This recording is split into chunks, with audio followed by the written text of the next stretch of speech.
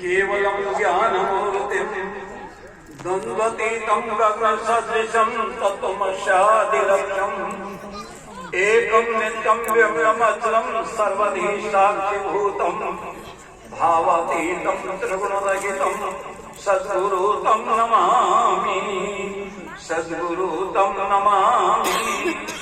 परम श्रद्धे वंदनीय अर्चनीय प्रातः स्मरणीय संत समाज व सभी इस संगत में पधारे बहनों और भाइयों, आज बड़ा सुंदर अवसर आया है कि हमारे इसी भूमि पर खेले पले, जिनकी रज करणों से ये भूमि पवित्र हुई है, नागौर में जिनका जन्म था, भरतपुर में तहसीलदारी छोड़ करके संत बने, वे परम पूज्य वंदनीय महाराज विद्यानंद जी के मामा रेवाड़ी में थे। नाना मामा उनकी माँ को सौभाग्य मिला और कहते हैं धन्य है वो भूमि जहाँ संत जन विचरते हैं। अभी महाराज जी आप उद्बोधन में बता रहे थे कि संतों की महिमा बड़ी अपार होती है। एक महात्मा ने तो लिखा है, सारी दुनिया आनंद के पीछे दीवानी है, लेकिन आनंद कहाँ मिलता है? वही आनंद निर्भर से जहाँ संतों का डेरा है, और जहाँ पर संत नहीं रहते वहीं रहता अंधेरा।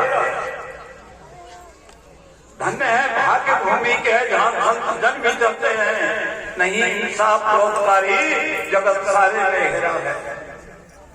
भरना वर्णन करूं कैसे नहीं सकती है वाणी में, अगर मिल जाए पर धूली पाए यमुना लेना है। इनकी कृपा हो जाए तो फिर क्या कहना है। तुलसी बाबा लिखा है, संत समागम हरि कथा तुलसी दुर्लभ दोए, सुत दारा और लक्ष्मी ये पापी के भी हुए। लेकिन आप सब जानते हैं, मेडिकल में एडमिशन हो जाए तो MBBS डॉक्टरों की डिग्री मिलने में समय लगता है। ऐसे ही संतों में एडमिशन मिल जाए तो संत बनने में समय लगता है। हम लोग सब विद्यार्थी काल के हैं, पर ये हम भी अपने आप को भाग्यशाली क्यों मानते हैं कि हमारा इसमें एडमिशन तो हो गया, संतों के यहाँ प्रवेश तो मिल गया। अब अगर करते रहेंगे धीरे धीरे तो डिग्री भी मिल सकती है। ऐसे ही महाराज विद्यानंद जी ने सत्य सिद्धांत ग्रंथ लिखा, आपने सबने अध्ययन किया होगा। अगर उसको थोड़ा सा सारग्रही रूप से अध्ययन करें तो उनमें से कबीर जी की तरह से एक झलक झलकती है। कबीर के समकक्ष उन्होंने अपना वो कार्य किया। उनका ग्रंथ जो है वो कबीर ग्रंथों के समकक्ष बैठता है। इतने महापुरुष का हमारे इस धरा पे आगमन हुआ, और पुराने समय से वो बीरबल के खानदान से थे। जिस बीरबल ने अपनी प्रतिभा के बल पर उस समय के सम्राट अकबर को मात दे रखा था। अकबर जब कहीं बौद्धिक दृष्टि में फंस जाते थे तो बीरबल को बुलाते थे, उनको बुला के लाओ। तो आज हम सब आप लोग भाग्यशाली हैं। हम पूरी प्रशंसा करते हैं महंत राजेंद्र दास जी महाराज की, जिन्होंने ये अवसर हम आप लोगों को प्रदान किया, और ऐसा किया है कि आगे अब होता ही रहेगा। संतों का समागम, बाबा सुंदरदास जी का संतन को सत्संग बटो, मिल संतन से भव सिंधु तरोरे, जो सत्संग भी ना ही मिले हरि नाम रटो कछु दान करो, और जो तुमसे यो भी ना ही बने तो क्यों सिर पापन कोट धरो रे। और पापन से भी ना ही बचो तो या जीवन से मर जानो करोगे। चाणक्य ने भी नीति में लिखा है, शाम न विद्या न तपो न दानम ज्ञानम न शीलम न गुणो न धर्मा ते मर्त्योगे भूमि भार होता मनुष्य रूपेण विराज करती। अगर अपने जीवन में कुछ आपने सत्कार्य सत प्रेरणा नहीं ली तो कहते हैं ये मनुष्य का जीवन भी पशुवत की तरह से बीत जाता है। गीता में भगवान कृष्ण ने पूज्य महाराज जी रोज को दे रहे थे, आत्म उद्धार करो, आत्म कल्याण करो। और उस आत्मा की परिभाषा क्या दी? नैनम छिदम शस्त्राणी नैनम दहत पावका न चैनम कलम न जाते हो न सोचेती मारू है। अगर अमर वो आत्मा है, मरे न मारे ये निश्चय है,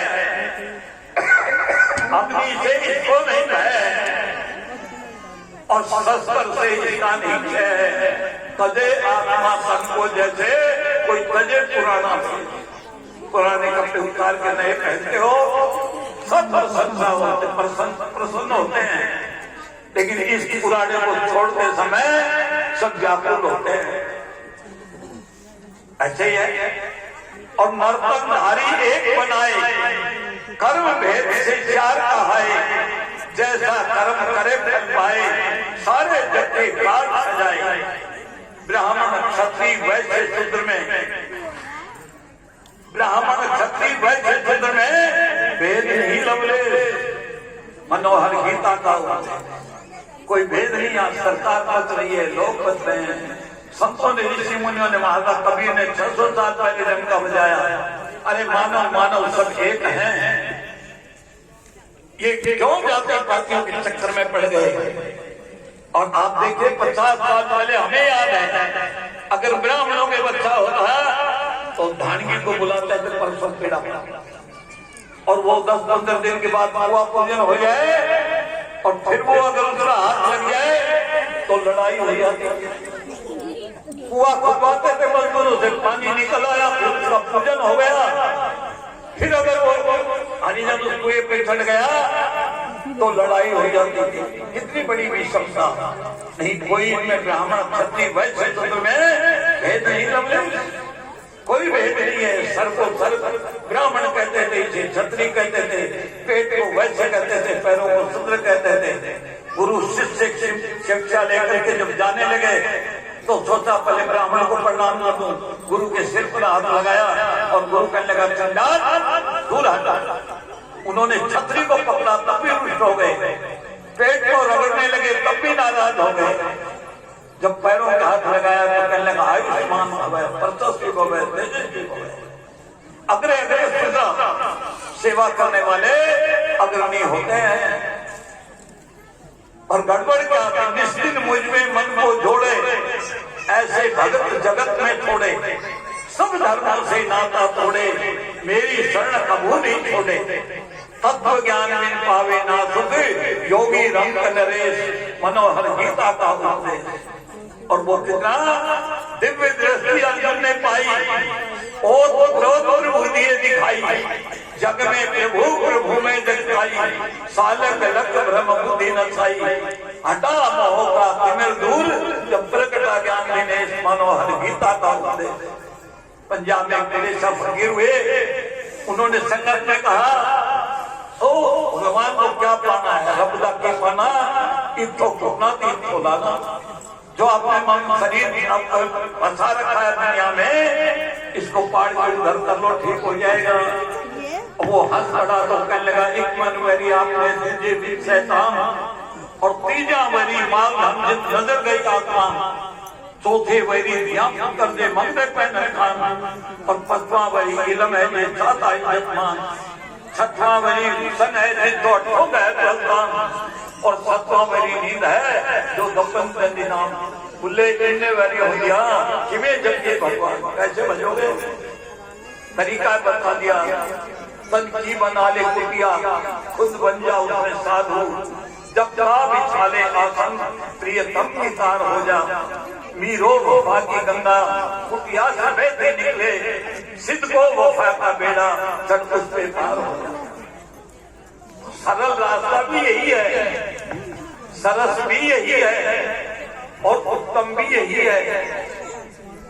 लेकिन फिर मानव भटक जाता है, उस पथ से विचलित हो जाता है। जिनसे चलनी सड़क है, हमारे यहाँ नीलपुर में कैंसर हॉस्पिटल है, doctor Surendra Kumar G S Yadav, उनके पास एक दिल्ली के भाई ने उनके यहाँ 1 करोड़ रुपए के लगभग धर्मशाला बनाई थी, रोगी रह जाएगी, वो भी निपट गए, हड्डी टूट गई दिल्ली की। मैं गया, मैंने तो डॉक्टर साहब मेरे से कहने लगे तो कहीं से भी मिल लो, बूढ़ा आपको याद कर रहा था। मैं जब उससे मिलने गया तो मैंने कहा क्या हो गया? बोला कुछ नहीं हुआ, कर्मों का फल मिल गया। मैंने कहा क्यों? मार्बल लगा लिया, मार्बल, और बलपूर्वक मारा, गंभीर जैसे पड़ दिया। अब टूट गई किसी को दोष कैसे दूं? ये तो मैंने अपने आप किया, मार्बल ने बलपूर्वक मार दिया। और उन्होंने 96-97 लाख रुपए लगा के धर्मशाला बनाई और 3-4 लाख का काम रह गया। उनके दोनों बेटे, मैंने कहा इस वक्त पूरा कर दो। न बोलो हमने हुई तू खोल दो, क्यों करेंगे? इसलिए आज कुछ भौतिकवाद में आदमी अध्यात्म से दूर जा रहा है। दुनिया का गणित कहता है 1 में से 1 गया तो 0 बचा, और ये बाबा लोग बैठे हैं, इनका गणित पूर्णमद पूर्णमिदं पूर्णात् पूर्णमुदच्यते पूर्णस्य पूर्णमादाय पूर्णमेवावशिष्यते। पूर्ण से निष्पन्न होता पूर्ण है, और पूर्ण में से पूर्ण को यदि ले निकाल, शेष कभी पूर्ण ही रहता सदा। 1 में से 1 निकालो तो 1 बचता है अध्यात्म। इसलिए अध्यात्म और भौतिकवाद तो हिंदी के तीर और सिक्के की तरह है, एक का मुंह है तो उसकी पीठ। इसलिए ऐसे इस परिस्थिति में आप सब लोगों को बहुत स्वर्ण अवसर मिला है, गोल्डन चांस। इस स्थान का निर्माण इस इलाके के लिए गोल्डन चांस है। अगर इससे लाभ नहीं उठा सकोगे तो फिर मत करने। गुरुद्वारे में हलवा बट रहा था, वो बांट रहे थे ज्ञानी जी, एक भाई गए, उन्होंने ले लिया। उनकी नियत में थोड़ी गड़बड़ आई तो हाथ पीछे करके अगला हाथ आगे करके फिर बढ़ गया। 2-3 रहे तो वो भाई जी कहने क्या जी बोले बड़ा प्रसाद हुआ है, खत्म हो गया, और पीछे जो हाथ किया था उसको कुत्ता खा लेंगे। हाथ आगे बढ़ाया क्यों? अब उसने प्रायश्चित किया, इसको भी चख लेता तो पता कैसा स्वाद है। लेकिन उन्होंने उसको इसलिए कहीं सरदार जी की तरफ प्रस्तावना पड़े, समय थोड़ा है, काम जरूरी है, मौका यही है, फिर भी अफसोस लोग कहते हैं फुर्सत नहीं है। जिंदगी जब तक रहेगी फुर्सत होगी काम से, कुछ समय था निकालो, प्रेम कर लो, राम से बोलो सब संतों को।